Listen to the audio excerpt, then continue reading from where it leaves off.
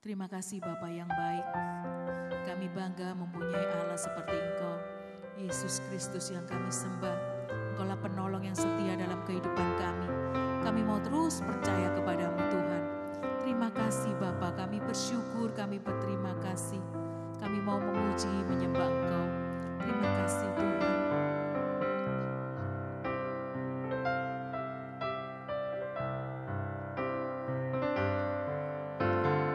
Penolong yang selalu setia,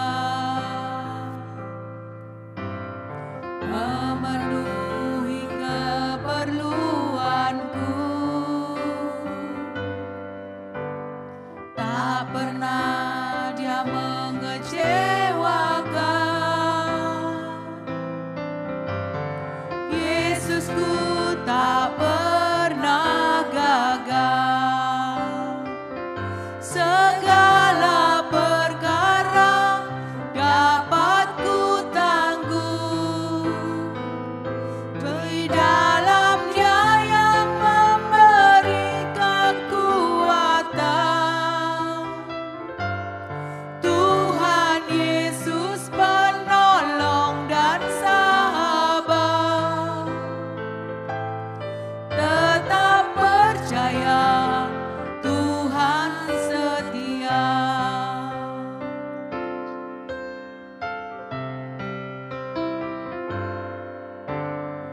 Penolong yang selalu setia, memenuhi keperluanku, tak pernah Dia mengecewakan. Yesusku tak pernah gagal. Segala perkara dapat ku tanggung di dalam Dia yang memberi kekuatan. Tuhan Yesus penolong dan sahabat, tetap percaya Tuhan setia.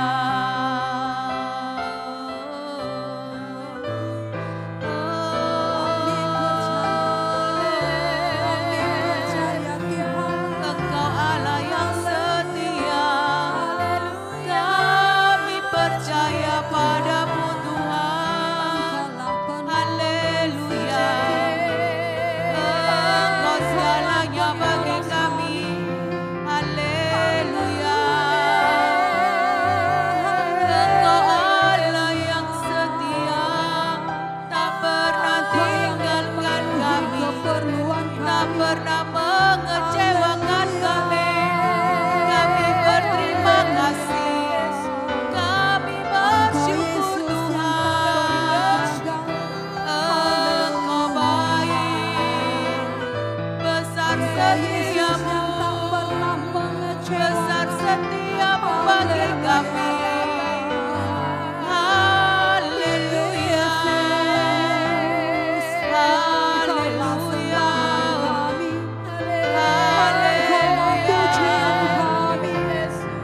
haleluya. Kira marala marala mase, kira marala rala rama, kira la rala mase. Haleluya, haleluya, haleluya.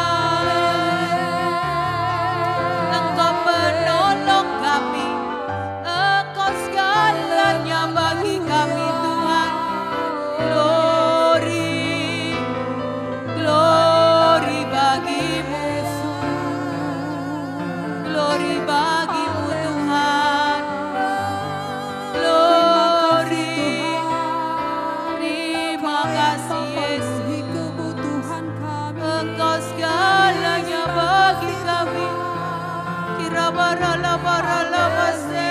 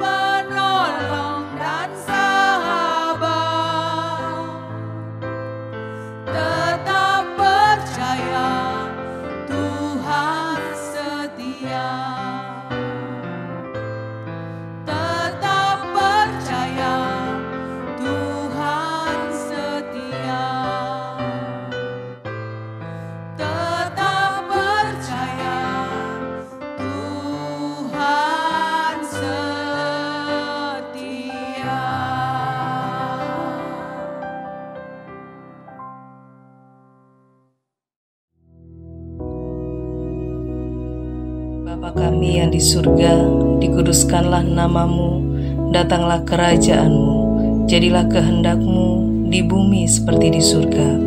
Berikanlah kami pada hari ini makanan kami yang secukupnya, dan ampunilah kami akan kesalahan kami, seperti kami juga mengampuni orang yang bersalah kepada kami.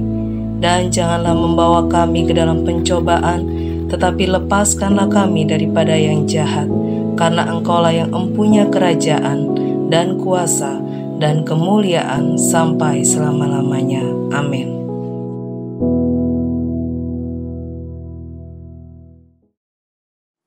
Shalom, selamat pagi jemaat Tuhan dimanapun Anda berada pada pagi hari ini.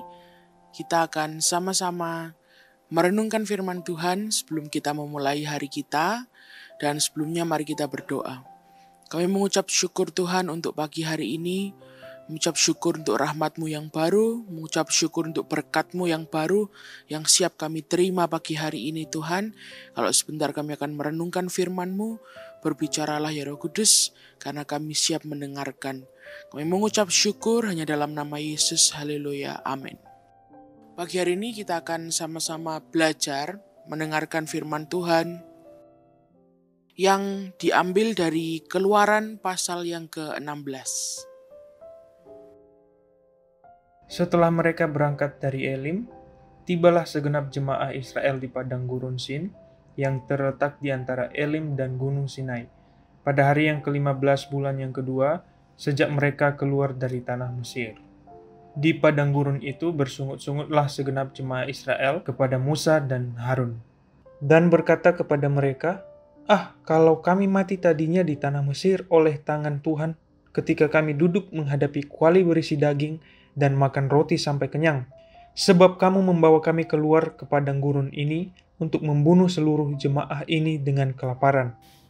Lalu berfirmanlah Tuhan kepada Musa, sesungguhnya aku akan menurunkan dari langit hujan roti bagimu, maka bangsa itu akan keluar dan memungut tiap-tiap hari sebanyak yang perlu untuk sehari, supaya mereka kucoba apakah mereka hidup menurut hukumku atau tidak.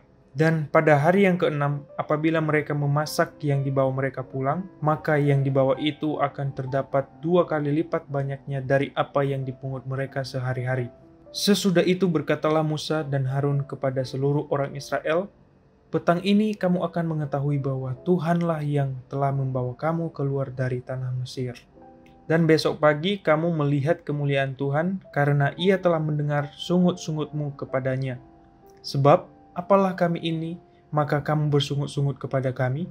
Lagi kata Musa, jika memang Tuhan yang memberi kamu makan daging pada waktu petang dan makan roti sampai kenyang pada waktu pagi, karena Tuhan telah mendengar sungut-sungutmu yang kamu sungut-sungutkan kepadanya, apalah kami ini? Bukan kepada kami sungut-sungutmu itu, tetapi kepada Tuhan. Kata Musa kepada Harun, katakanlah kepada segenap jemaah Israel, marilah dekat ke hadapan Tuhan, sebab Ia telah mendengar sungut-sungutmu. Dan sedang Harun berbicara kepada segenap jemaah Israel, mereka memalingkan mukanya ke arah padang gurun, maka tampaklah kemuliaan Tuhan dalam awan. Lalu berfirmanlah Tuhan kepada Musa, aku telah mendengar sungut-sungut orang Israel.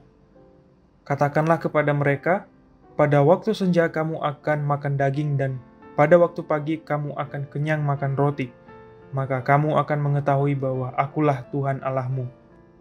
Pada waktu petang datanglah berduyun-duyun burung puyuh yang menutupi perkemahan itu, dan pada waktu pagi terletaklah embun sekeliling perkemahan itu.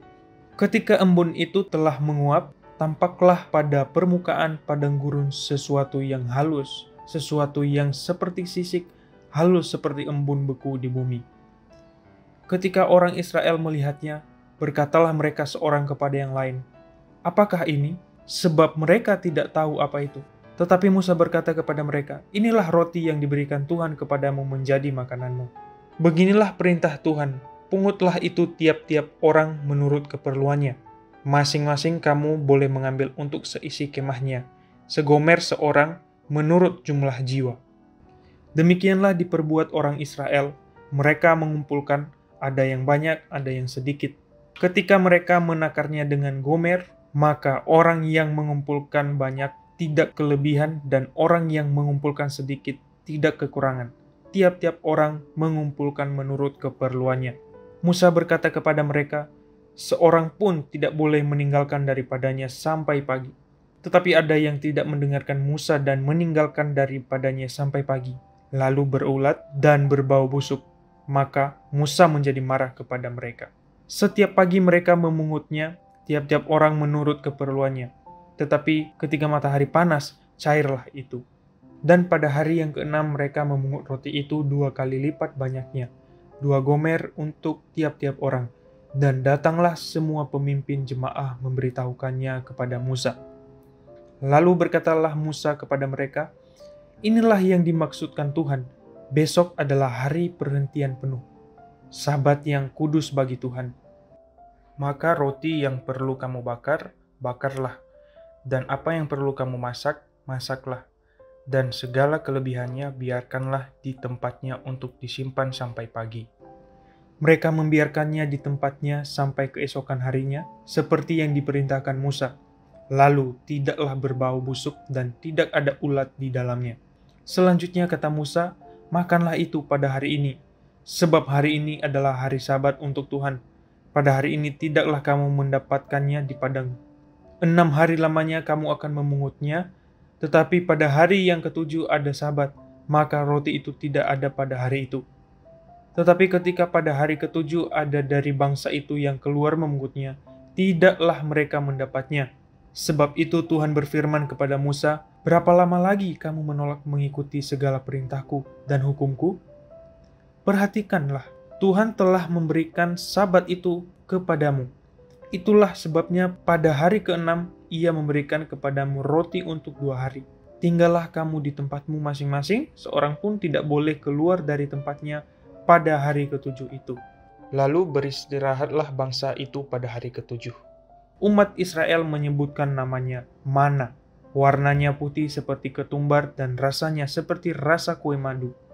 Musa berkata, beginilah perintah Tuhan, ambillah segomer penuh untuk disimpan turun-temurun, supaya keturunan mereka melihat roti yang kuberi kamu makan di padang gurun, ketika aku membawa kamu keluar dari tanah Mesir.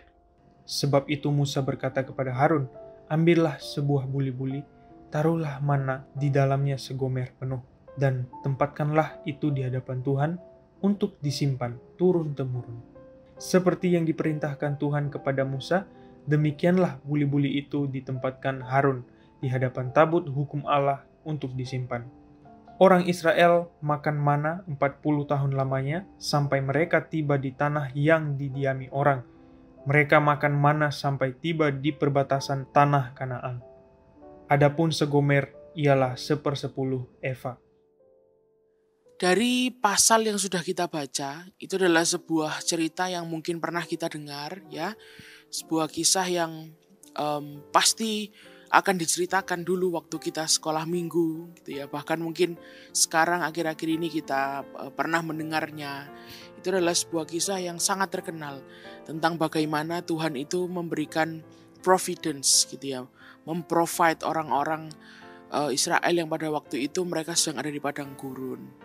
Nah, yang menarik dari apa yang sudah kita baca tadi adalah sebuah statement bahwa roti yang diberikan untuk hari itu, itu tidak boleh disimpan karena keesokan harinya dia akan membusuk, dia akan tidak bisa dimakan lagi. Dan itu bagaimana kalau tidak menyimpan dan lain sebagainya. Ternyata ceritanya adalah besok paginya, keesokan harinya Tuhan berikan yang baru, gitu ya. Tuhan berikan roti yang fresh, gitu ya, yang segar. Kalau bahasanya itu fresh from the oven, gitu ya. Tapi ini fresh from the heaven. Itu. Jadi orang Israel diberitahu untuk tidak menyimpan. Jadi cukupkanlah. Kalau pada hari itu mereka makan cukup sekian, ya ambil sekian, gitu ya, segomer dan lain sebagainya. Ada beberapa kriterianya. Dan mereka tidak boleh mengambil lebih daripada itu lalu disimpan di rumah untuk bahkan mungkin untuk keluarganya, gitu ya. Sampai keesokan harinya tidak boleh. Jadi diambil secukupnya untuk makan pada hari itu dan keesokan harinya Tuhan menyediakan lagi. Nah, Kenapa kok kita merenungkan mengenai pasal ini? Karena seringkali kita ini lupa gitu ya. Kita ini bekerja, setiap hari kita bekerja. Kita merasa kalau kita bekerja keras kita akan menghasilkan sesuatu yang banyak. Nah itu betul gitu ya. Bukan sesuatu yang salah.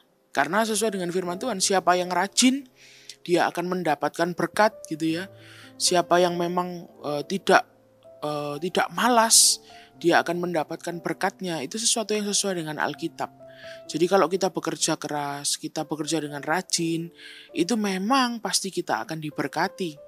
Ya, tidak mungkin kita tidak diberkati, tidak mungkin kita tidak membuahkan hasil, pasti membuahkan hasil. Tetapi seringkali kita ini bekerja keras, kita menyimpan, kita menabung yang banyak, kita meraup sesuatu yang berlimpah-limpah.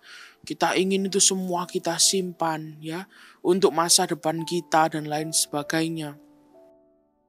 Seringkali kita lupa bahwa semua itu ada takarannya ya. Semua itu ada ukurannya. Kita akhirnya jadi orang yang mengandalkan diri kita sendiri ya. Kita anggap bahwa kalau saya bekerja dengan keras ya, saya kerja terus tidak kenal waktu gitu ya, saya pasti akan dapat banyak. Pasti, saya pastikan ya. Itu sesuai dengan firman Tuhan. Pasti akan dapat banyak. Pasti akan bisa menyimpan banyak. Tapi seringkali karena kita fokus, ya bukan berarti adalah tidak boleh fokus. Boleh kita fokus. Kita sangat fokus. Kita melupakan esensi sebenarnya. Mengapa kita ini bekerja? Mengapa kita ini bekerja keras? Kenapa kita melakukan semua itu? Sebenarnya kita bekerja keras, ya. Kita di luaran sana banting tulang dan lain sebagainya. Sebenarnya untuk berkarya. Akan apa yang sudah Tuhan berikan dalam hidup kita. Tuhan berikan talenta A, Tuhan berikan kita kemampuan untuk bicara dengan orang lain mungkin sebagai sales, marketing. Tuhan berikan kita kemampuan untuk art and crafting, kita membuat sesuatu, kita jual, dan lain sebagainya. Untuk kita berkarya. Dan kalau kita mendapatkan untung dari situ, itu karena kita sedang menikmati pekerjaan kita. Wah, saya ini bekerja di sesuatu bidang yang tidak saya nikmati dan lain sebagainya. Coba kita lihat, pasti ada sesuatu yang sesuai dengan apa yang kita bisa. Gitu ya. Dan kalaupun itu sesuatu yang kita kerjakan ini bukan sesuatu yang sebenarnya kita bisa, kita sedang membangun sebuah skill yang baru. Gitu ya. Oh, ternyata saya kayaknya terpaksa bekerja di sini, ternyata ada keahlian, ada kemampuan yang baru yang Tuhan sedang mau beri dalam hidup saya. Nah, kita sebenarnya bekerja untuk keluarga kita, sebenarnya adalah berkarya, ya, bersyukur karena hidup yang Tuhan beri. Tapi seringkali kita mendapatkan keuntungan dari apa yang kita lakukan, atau kita sangat sibuk dengan karya kita, gitu ya. Kita sangat sibuk dengan apa yang kita lakukan, kita lupa kembali kepada siapa yang memberikan itu dalam hidup kita. Kita kerja terus gitu ya, hajar dari Senin sampai Senin lagi gitu ya. Kita lupa bahwa Tuhan ingin kita beristirahat. Dan terutama yang saya bicarakan pada pagi hari ini adalah beristirahat di dalam hadirat Tuhan. Kita lupa lapor kadang-kadang kepada siapa yang memberikan semua ini dalam hidup kita. Kita lupa lapor kepada Tuhan kita. Siapa Tuhan kita sebenarnya? Siapa yang empunya kehidupan kita lupa. Sabtu hajar kerja. Minggu kita hajar kerja. Wong minggu masih ada lagi kok minggu depan. Saya ke gereja minggu depan lagi aja juga masih oke gitu ya. Ini pekerjaan penting gitu ya. Kalau bisa ya sebulan 2 kali, sebulan sekali ke gereja itu sudah sangat bagus. Hari Minggu ini saatnya meraup untung. Gitu. Nah, jangan lupa bahwa Tuhan mengajarkan kepada kita, kepada manusia, bahwa semua itu ada takarannya. Ada cukupnya. Karena seperti bangsa Israel tadi, kalau kita menyimpan terus, gitu ya, tidak sesuai dengan takaran. Kita ambil sesuatu yang bukan bagian kita. yang seharusnya mungkin pada hari Minggu ya, atau pada hari yang lain ya, di tengah-tengah minggu mungkin ada ibadah dan lain sebagainya, dan Tuhan menggerakkan hati kita untuk beribadah tapi kita abaikan. Kita sedang mengambil sesuatu yang bukan bagian kita. Dan apa yang terjadi? Apa yang kita usahakan ya, berusaha disimpan rotinya dengan di tempat yang baik gitu ya, berusaha ngambil roti itu dengan berat sekali gitu ya, banyak sekali, semuanya akan sia-sia, semuanya akan menjadi busuk karena bukan bagian kita. Nah, pagi hari ini mari kita menyadari apa yang Tuhan sediakan menjadi bagian kita. Ya, kita tanya Tuhan, apakah ini memang bagian saya? Apakah ini memang porsinya saya? Kalau tidak, jangan diambil. Kalau tidak, jangan disimpan. Karena itu bukan milik kita, bukan porsi kita. Karena semuanya akan sia-sia. Hari ini kita mau belajar, kita tidak mengikuti roti. Maksudnya apa? Kita tidak mengikuti di mana keuntungan itu berada, di mana sesuatu yang kita anggap sebagai keperluan kita, kebutuhan kita berada, kita jalan ke arah situ. Ya, mata kita tertuju pada hal tersebut. Ya. Kita ikut Tuhan. Mata kita memandang kepada Tuhan. Mata kita memandang kepada kekudusan Tuhan. Sehingga kita tahu batas. Kita tahu yang namanya porsi. Saya tidak menceritakan sesuatu yang jelek ya. Tetapi banyak orang yang berusaha keras mungkin sampai tidak beristirahat dan lain sebagainya. Tidak punya waktu dengan keluarga ya. Atau dia mungkin menghalalkan segala cara, dia belas kasihannya berkurang kepada orang lain mungkin. Karena dia menganggap loh ini kan saya bisa dapatkan ini untuk saya dan lain sebagainya. Karena tidak tahu porsi. Karena tidak tahu takaran yang Tuhan sudah berikan dalam kehidupannya. Pagi hari ini kita mau belajar tahu diri. Ya. Kita mau belajar tahu porsi kita. Tahu sampai mana Tuhan suruh kita. Untuk kita berkarya. Dan tahu batasnya. Dan tahu kapan kita memberikan waktu kita untuk Tuhan. Saya itu ngapain ya ke gereja setiap hari Minggu? Ya mungkin kadang-kadang saya itu merasa sangat diberkati oleh khotbahnya. Kadang saya merasa sangat diberkati oleh pujiannya gitu ya. Tapi kadang saya ke gereja juga saya merasa gak dapat apa-apa. Saya juga merasa Tuhan gak ngomong apa-apa. Saya gak merasa Tuhan hadir gitu ya. Ngapain tiap minggu saya ke gereja? Cukuplah. Kalau penting aja, kalau saya membutuhkan saya ke gereja. Nah, kita itu pergi ke gereja itu adalah sebuah simbol kerinduan, gitu ya. Sebuah simbol kerinduan untuk berkumpul bersama dengan banyak saudara seiman, ya, untuk memuji Tuhan, ya, untuk menyembah Tuhan, untuk bertemu dengan Tuhan, memberikan yang terbaik, gitu ya. Sama seperti kalau kita ini contoh aja ya, contoh misalnya ada capres atau caleg gitu ya, yang kita dukung gitu ya. Kita pasti akan pengen datang ke sebuah tempat untuk memberikan dukungan bersama dengan banyak orang lainnya. Contohnya seperti itu. Memberikan suatu persembahan gitu kan ya. Nah, kita ini seringkali lupa kalau itu yang harus kita lakukan. Dan kita nganggap bahwa ke gereja itu harus dapat sesuatu. Harus merasakan sesuatu gitu ya. Kalau enggak ya buat apa kita ke gereja? Sama seperti orang yang jatuh cinta. Ya. Seringkali itu kalau kita benar-benar jatuh cinta, kalau kita benar-benar sayang dengan orang tersebut, kadang itu kepingin ketemu, ya enggak melakukan apa-apa. Mungkin hanya duduk berdua, mungkin juga bahkan enggak ngobrol gitu ya. Mungkin hanya duduk berdua, mungkin melihat pemandangan atau melihat situasi sekitar. Pokoknya ada bersama-sama gitu kan ya. Ada bersama-sama, kemudian yang disebut sebagai quality time. Ya.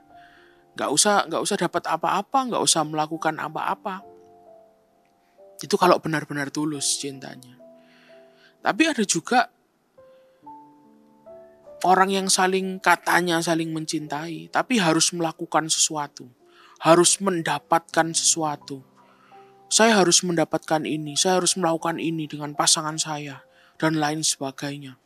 Ya, oh saya kok nggak dibelikan ini, kok kita nggak melakukan aktivitas ini, atau kita nggak pergi ke sini dan lain sebagainya, menuntut ya untuk mendapatkan sesuatu. Nah, itu bisa dicek lagi.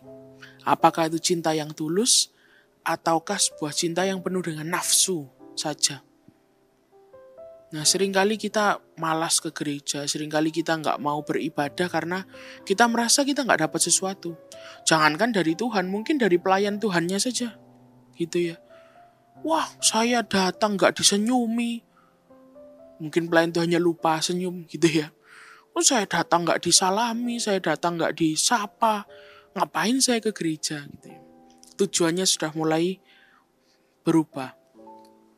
Nah, hari ini kita ingat kembali ya, siapa Tuhan kita, siapa yang punya kita.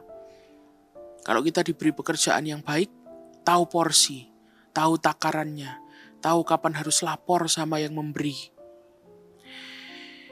Nah, perintah untuk orang Israel ini, mereka untuk tahu porsi gitu ya, itu juga dicurahkan dalam sebuah perintah oleh Tuhan untuk menguduskan ada satu hari khusus mereka beristirahat, tidak melakukan apapun, hari ke-7 gitu ya, yang disebut dengan hari Sabat.